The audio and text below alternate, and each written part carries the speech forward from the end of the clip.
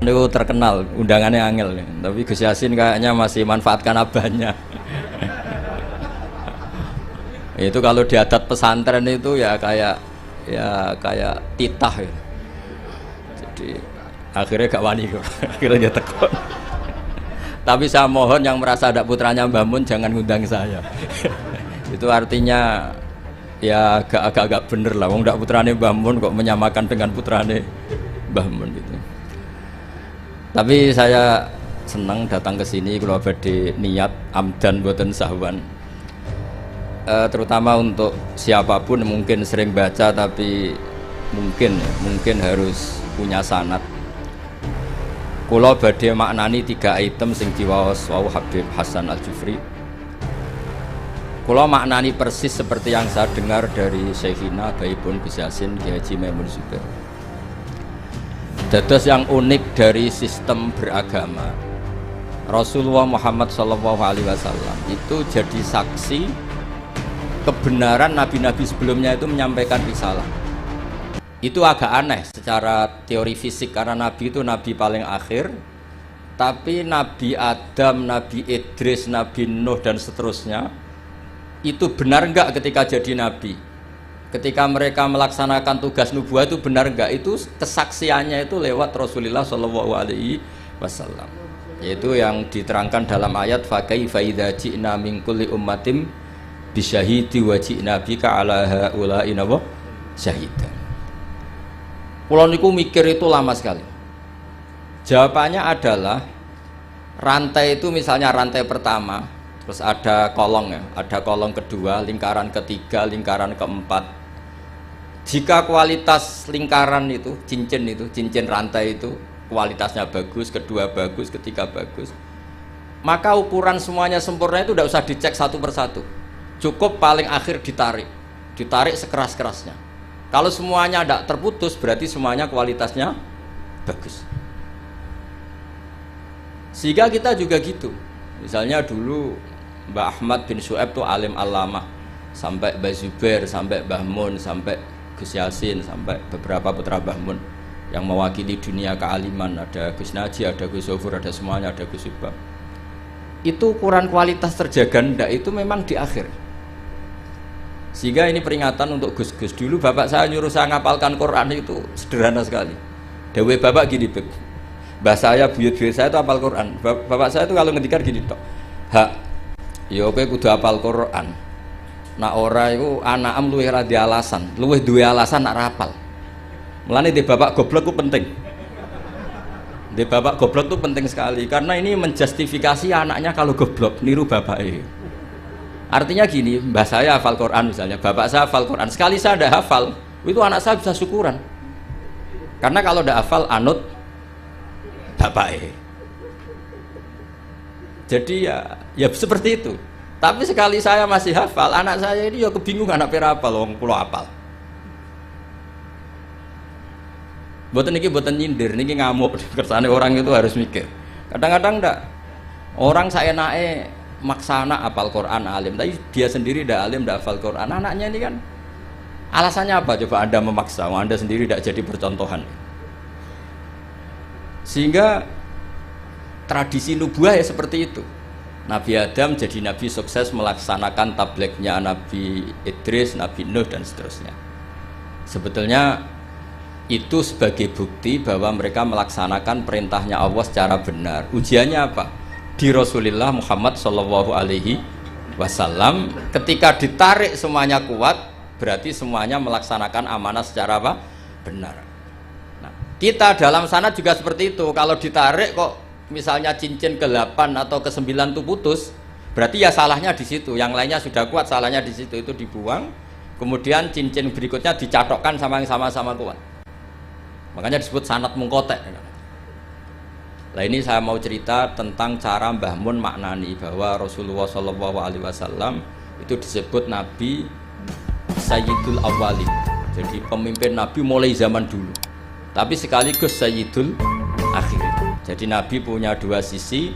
Secara maknawi itu Nabi awal sebelum ada Nabi Adam. Tapi secara fisik, secara lahir Nabi itu Nabi akhir apa? Zaman. Ini saya maknani persis ketika Mbah Mun maknani. Mungkin kalau sampai tidak cocok boleh komplain. Wah dulu Mbah Mun tidak gitu, Gus. Kamu kok tahu? Saya kan kurang dengar sehingga kayaknya tidak gitu. Jadi itu tolong kalau yang tidak akurat jangan bantah. Karena apa ya? Gak meyakinkan, sampean itu gak meyakinkan. Cara sanadnya itu tidak meyakinkan. Saya baca ya. Ketika Allah Ta'ala ngendikan hanya 3 santai saja, tidak sampai jam 10 selesai, nggak sampai, tak jamin nggak sampai. Ketika Allah ngendikan bahwa ini nabiku Sayyidul Anbiya wa Ajalul Asfiya wa Akramul Habaib. Terus ada malaikat tanya, kila den dawuhno, apa ngene? Huwa Adam. Huwa itu membuang hamzah istifham, kira-kira malaikat itu tanya, huwa Adam. Apakah nur yang begitu sempurna, cahaya yang begitu sempurna yang engkau pasang di aras, ala qawaimil arsy, apakah itu Adam? Terus kola dawuh sapa Allah Ta'ala. Jadi Adamu di sini bukan fa'ilnya kola, tapi jadi mubtada. Jadi jawabnya kola dawuh sapa Allah Ta'ala dawuh Adamu bihi uniluhu alal marotib. Jadi Adamu utai Nabi Adam bi sebab hadzan nur, yaitu Rasulullah Muhammad sallallahu alaihi wasallam, unilu ngekei ingsun hu ing Adam alal marotibi ing dhuwur-dhuwure derajat. Jadi kata Adam di sini bukan fa'ilnya kola, tapi kola jawab sapa Allah, jawab Adamu bihi uniluhu a'lal marotib. Itu bukan Adam. Justru Adam itu tertolong oleh nur itu. Gara-gara nur itu Adam memperoleh a'lal marotib. Nah ini itu Bib Hasan. Malaikatnya agak kipu. Jawab pertama sudah salah, diulang lagi. Kila huwa Nuh. Nggih gampil lho Gusti. Nek mboten Adam nggih berarti niku Nuh. Wis keliru cek ngoyel. Ini malaikat. Jadi ngeyel itu ya ono sanate karena malaikat dulu, tapi bukan malaikat kata Jibril Mikael, ini awamul malaikat. Jadi malaikat itu ada 2, ada awamul malaikat. Itu ya kadang rodok berengkel ya, karena enggak malaikat papan atas. Nah, malaikat yang ini yang ngendikan ataj'alu fiha mayusidu fiha wasfikut dima. Ini malaikat yang komplain ketika manusia jadi khalifah fil ard. Bukan akabirul malaikah kayak Jibril dan Mikael. Maka perlu dicatat, malaikat itu ya ada 2 kelas. Ada kelas akabirul malaikah, ini tidak pernah komplain, tidak pernah apa, semua perilakunya benar. Ada malaikat awamul malaikah, ini ya rontok-rontok kadang berengkel ya rontok tapi tidak sampai maksiat boten, tapi ya rontok-rontok berengkel. Makanya protes ataj'alu fiha mayusidu fiha wasfikut. Gusti, coba keputusan engkau evaluasi lah, masa Adam mimpin manusia itu nanti anak turunnya kan ya bikin kerusakan di bumi, tolonglah dievaluasi lagi. Wong pangeran uti kon apa? Wong gubernur kon evaluasi tersinggung. Lah ini pangeran dikon apa? Ngevaluasi. Lah ini awamul malaikah, bukan Jibril, bukan Mikail. Ya bukan Israel. Terus qila huwa Nuhun. Tadi kan malaikat jawab Adam itu salah, masih diulang lagi. Kalau ndak Adam ya berarti itu Nuh. Terus qala jawab sapa Allah, Nuhun itu Nabi Nuh bihi bihadan nur iku yanju minal gharaq. Justru Nuh itu karena jasanya Nur Muhammad terbebas atau terselamatkan dari badai banjir. Yanju bihi minal gharaqi wa yahliku man khalafahu minal ahli wal aqarib. Terus kila, ini masih ngotot lagi, jawab 2 kali salah, masih nebak lagi. Kila huwa Ibrahim. Kalau Adam enggak benar, Nuh enggak benar, ya Nur itu berarti Ibrahim. Cara kula sing dadi malaikat iku jawab pertama salah, pun Gusti niku sinten.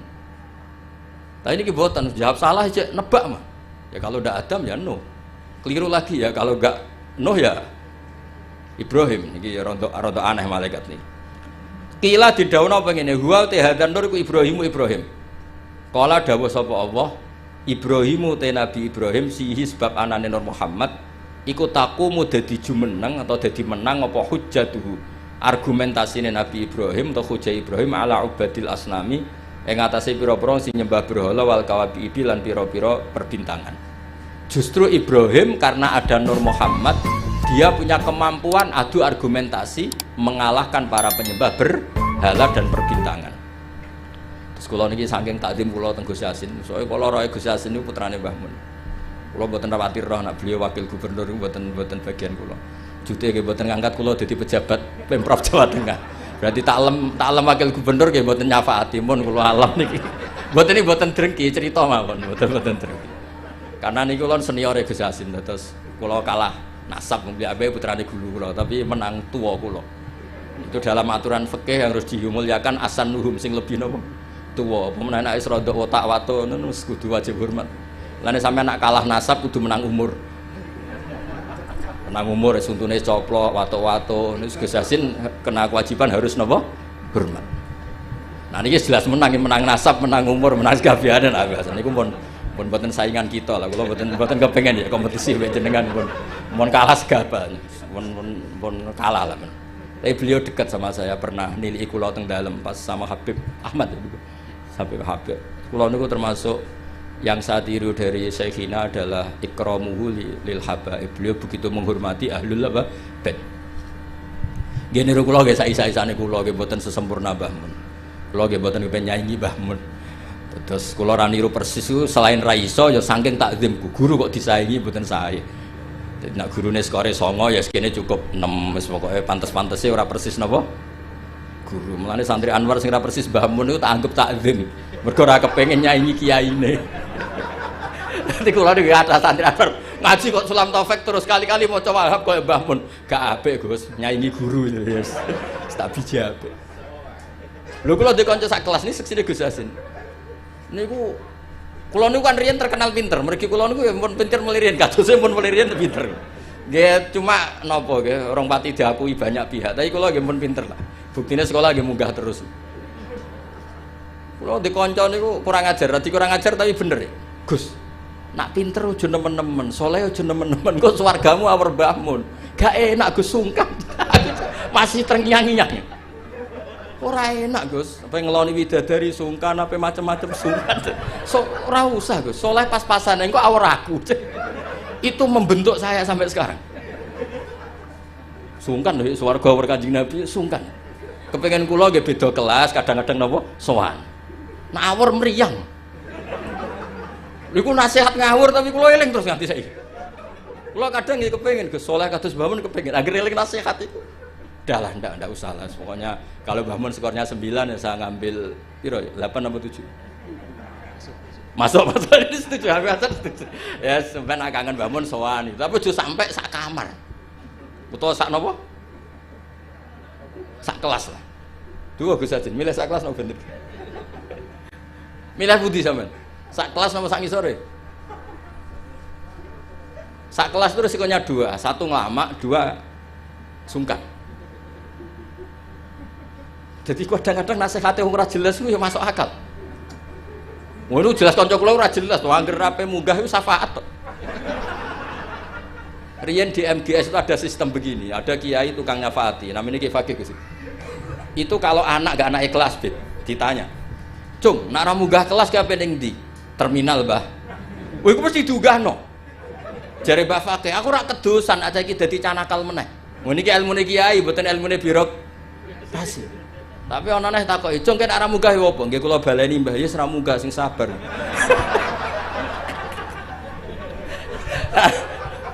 Karena berita itu bocor secara masif, dulu belum ada WA, Gus. Tapi masyhur, Gus.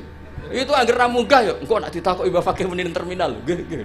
Oh, itu sudah akhirnya sak kelas munggah kabeh. Jadi apik itu ya kadang dimanfaatno wong macam-macam. Jadi lan iki mboten enten sistem itu sudah hilang, sistem napa? Syafaat. Jadi ya kiai kuno yo aneh-aneh sih madzhabe. Dadi daripada ning terminal aku kedosan wong dadi canakal meneh. Akhirnya diunggahno. Nggih rada masuk akal kula badhe nramno niku kados kapan-kapan gitu. Ilmu kula niku kathah mergi guru kula kathah. Dadi kadang-kadang ilmu iku yo kados bapak kula niku di pondok ora pati kakan pelaturan. Jadi bapak kula kiai iku bengkel. Nek ora siap nata bocah mbulet ya ora usah dadi kiai. Mosok bengkel sing marana mobil mewah, mobil waras, mesti sing rada rusak. Ya kiai madzhabe macam-macam. Ya ana sing madzhab protektif, lan santri nakal-nakal iki pondok apa sarang. Ya sik sampean sing ngomong. Kula wong saleh ora tau muni ngono. Dadi kiai iku ya butuh ijtihad. Wis pokoke ngoten lah sampean oleh ra setuju lah wong kula ya ora maksum iso wae salah. Cuma luwih sering sampean lah salah gitu. Kula mun ngajine mun kathah lah. Mun kula terusno. Mboten iki kula spesial karena takdim saya kepada Gus Yasin. Ini makna persis ketika saya ngaji sama Mbah Mun. Jadi lafat Adam Nuh itu bukan failnya kola. Kola jawab sapa Allah Adamu utai Nabi Adam bi sebab anane Nur Muhammad iku uniluhu a'lal marotib seterusnya. Lho niku kula apal tiba sampean ora usah ragu. Kula nggo kitab iku mau tawaduk tok, asline apal kula. Niki mboten sombong niki fakta. Nek sampean muni ra apal iku ora tawaduk, pancen ra apal. Dadi iku bedane kula mbek sampean. Mboten sampean ya apal cuma tawaduk mun ben sampean marem. Kila den dawuhno iki malaikate ya rontok saenake wis jawab klira-kliru cek huwa Musa. Nah Adam keliru, Nuh keliru, Ibrahim keliru, nggih berarti niku Musa. Jadi dereng nyerah ijek tebak-tebakan, terus kuis jawab ya. Terus kala dawuh sapa Allah Musa akhuhu. Utai Musa iku akhuhu dulure Kanjeng Nabi Muhammad sallallahu alaihi wasallam, mesti dulur dalam hal sama-sama ikhwanihi minal anbiya wal mursalin. Walakin hada habibun, Musa itu habib. Walakin hada tapi nek iki Muhammad iku habibun wong sing tak senengi. Wa Musa kalimu wa mukhatib. Terus terakhir jawab kila wa Isa. Terus qala jawab sapa Allah Isa uti Nabi Isa yubasyiru. Iku sing nggo berita gembira sapa Isa bi kelawan Muhammad utawa Nur Muhammad. La wa huwa te Nabi Isa bena denubuati pas sak ngarepe kenabiane Nabi Muhammad iku kal hajib. Kaya dene alis, maksudnya Isa itu persis posisi sebelumnya Nur Muhammad sallallahu alaihi wasallam.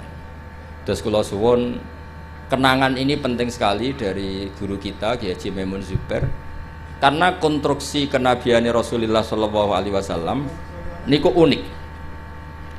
Mulane niki kula mangke badhe maos berjanji, terus terakhir kula maos beberapa bait dari Simtud Duror, terus sampun niki tesih wonten waktu pinten niki? Cek wonten 100 jam cukup lah, kanggo wong cerdas cukup. Niki kanggo wong cerdas cukup. Kula tesih emut, niki rungokno tenan, niki mboten guyon, tenan. Ketika Rasulullah Muhammad sallallahu alaihi wasallam memaklumatkan diri jadi nabi, itu problem utama itu nasab. Man huwa Muhammad hatta yadda'a annahu rasul rabbil alamin. Muhammad itu siapa? Kok bisa memaklumatkan diri kalau seorang dia adalah nabi? Karena syaratnya Nabi itu harus cucu-cucunya Nabi. Nabi itu tidak boleh anaknya orang yang tidak bernasab. Bukan karena Allah asobiah, bukan. Sampaianlah dipimpin wong sing gak jelas asal usulnya itu ya rahasia. Justru Nabi dari putra Nabi, buyut-buyutnya Nabi itu bentuk penghormatan Allah, memilihkan Nabi itu dari klan terbaik, dari marga terbaik. Jadi kadang wong keliru, pangeran berarti asobiah Gus, dadekno Nabi mesti turunan Nabi. Ya kowe sing keliru, kowe iku diregani pangeran. Misalnya tokoh sing mbok nut itu anake copet, kowe kan yo gengsi. Bocah diregani pangeran ora roh. Akhirnya sadar, iya apik ngono banyak. Jadi Nabi itu harus turunan.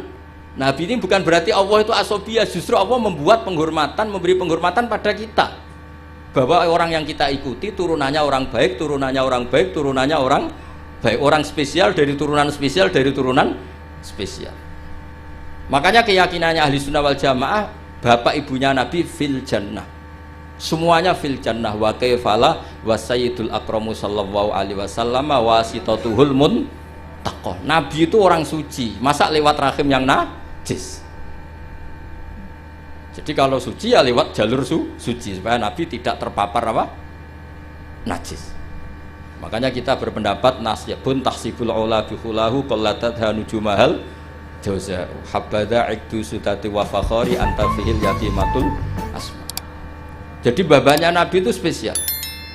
Nah, tapi ketika Nabi itu munculnya di Mekah, di mana saat itu adalah komunitas jahiliyah, itu orang-orang Yasrib. Yasrib itu suatu saat nanti jadi Madinah. Itu banyak yang ahli kitab.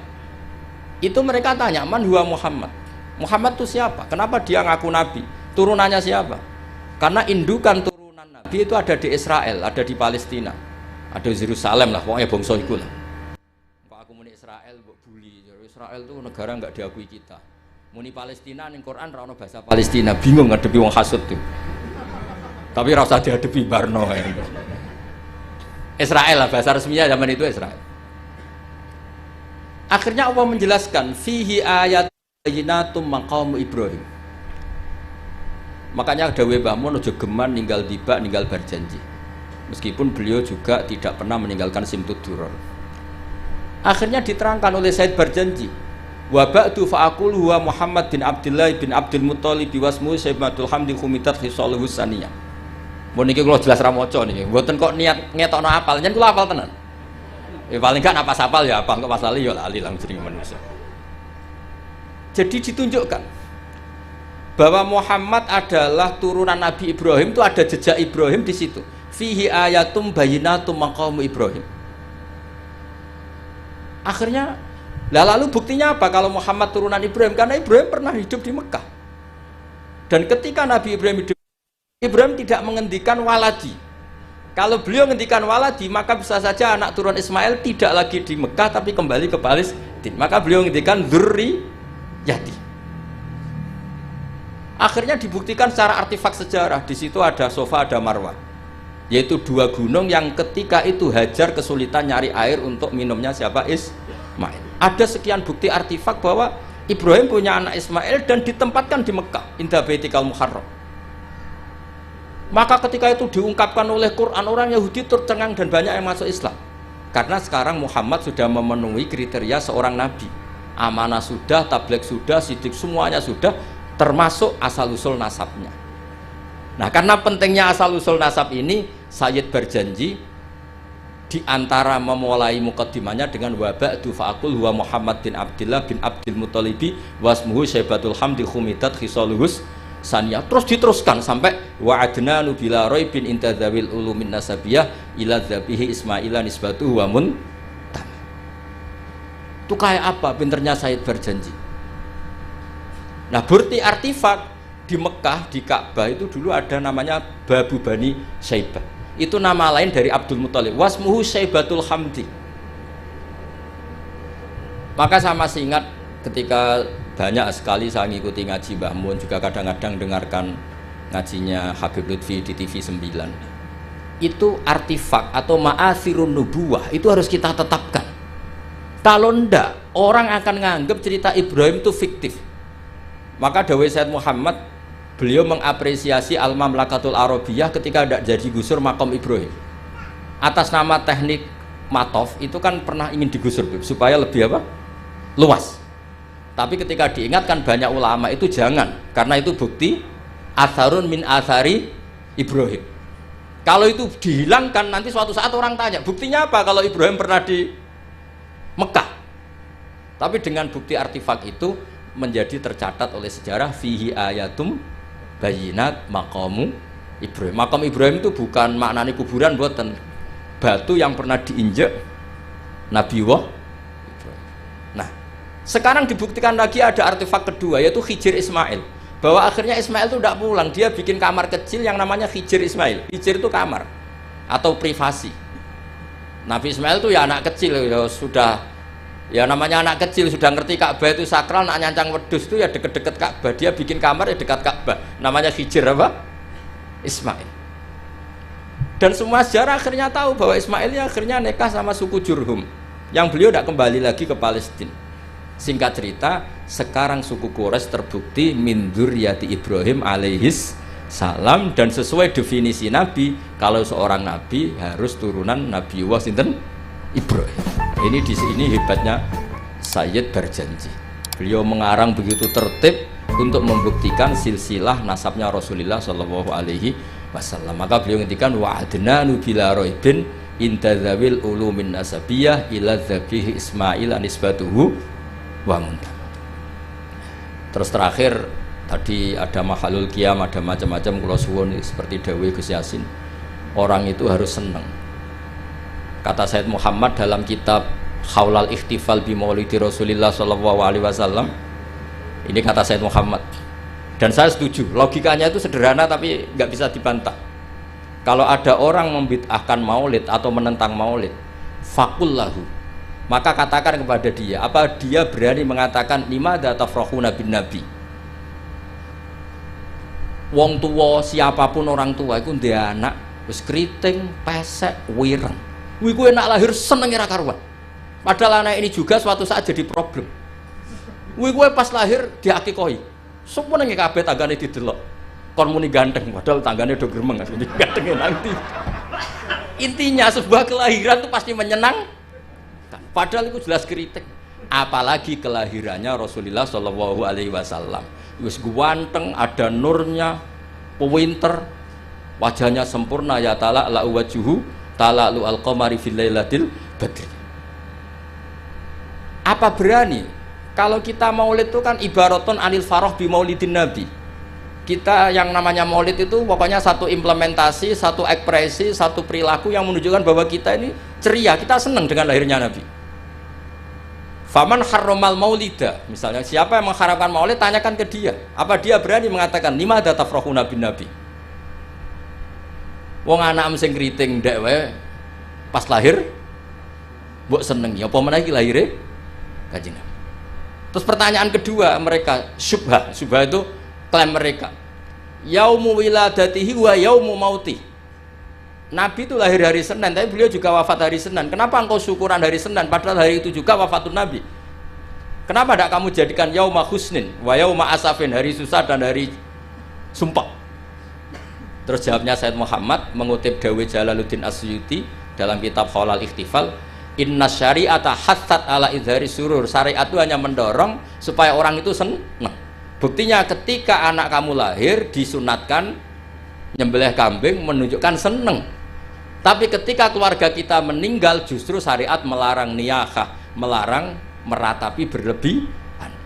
Artinya apa? Ketika hari Senin adalah punya dua sisi, yaitu yaumul farah bi maulidin nabi sekaligus yaumul huzn bi wafatin nabi, itu yang dihitung syariat adalah yaumul wiladah, yaitu yaumul farah.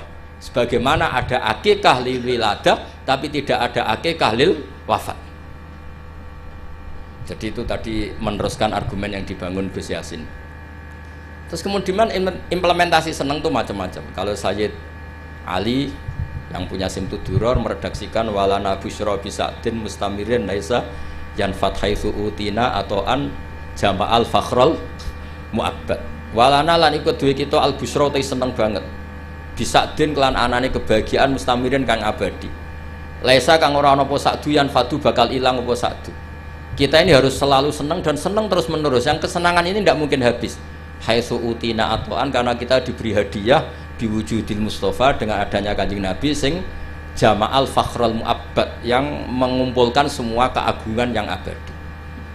Terus kalau berjanji tiba ada istilah sa'da abdun qatamalla wanjala anhul hazinu, akan bahagia orang yang menikmati lahirnya Nabi, dan wanjala anhul hazinu, sifat susahnya akan hilang.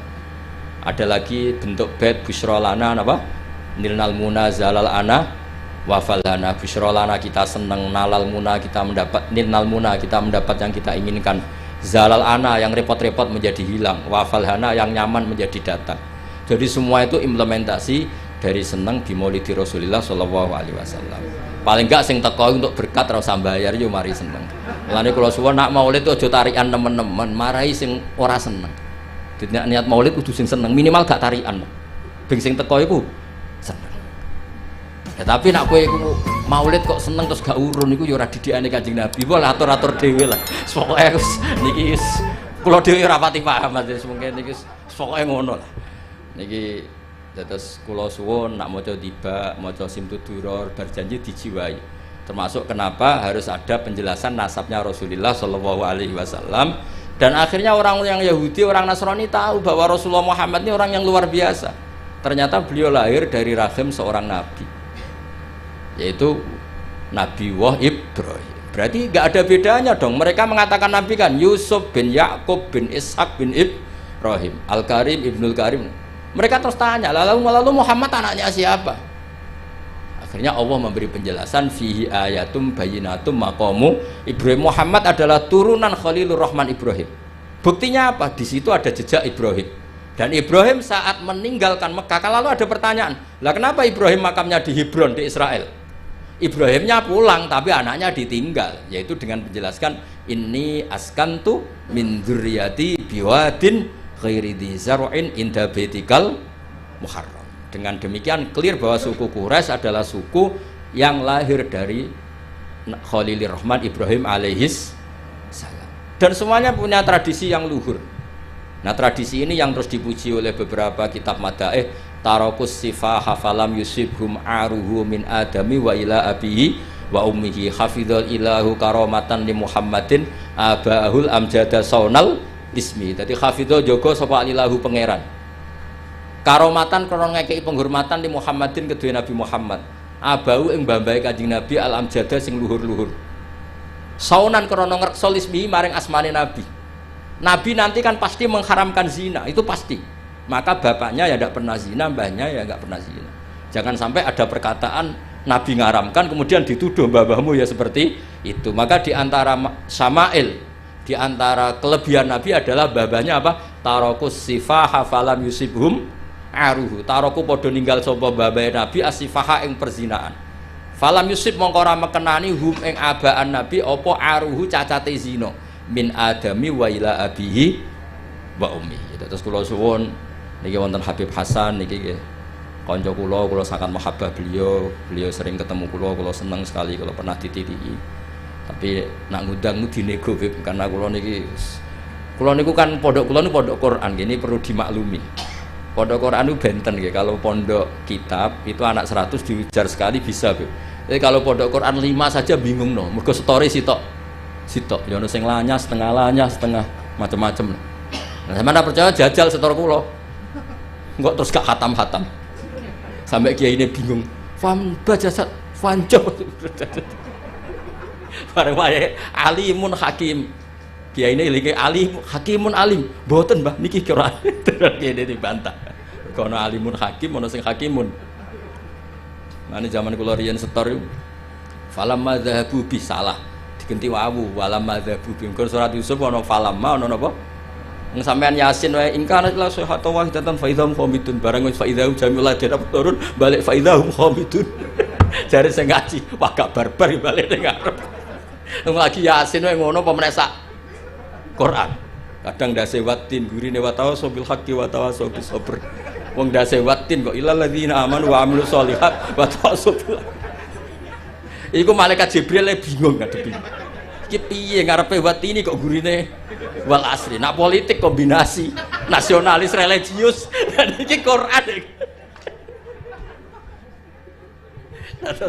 Terus itu Beb yang menjadikan saya tidak mudah menerima undangan kecuali pernah sepuh keluarga guru karena iktidar lah saya ini memang pondok saya warisan dari bapak itu pondok Quran jadi ya masyhul memang benar-benar saya ini sibuk.